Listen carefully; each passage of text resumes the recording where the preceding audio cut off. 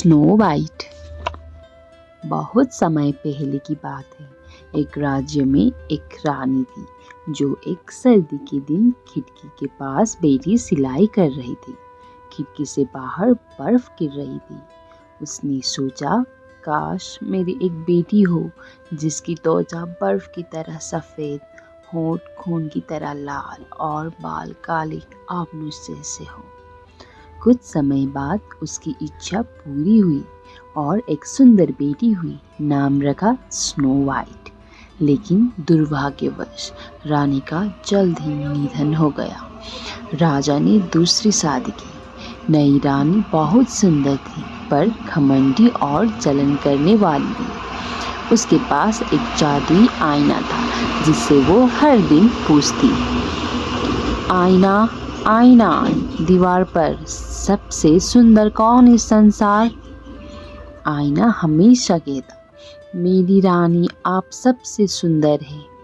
पर एक दिन आईने ने कहा, राजा की बेटी स्नो वाइट आपसे भी सुंदर है। रानी गुस्से से भर उठी। उसने एक शिकारी को बुलाया और आदेश दिया कि वो स्नो वाइट को जंगल में ले जाकर मार डाले। पर शिकारी दया कर बैठा और स्नो वाइट को भाग जाने दिया। स्नो वाइट भागती भागती एक छोटी से घर में पहुंची जहां 7 बहनों रहती थी।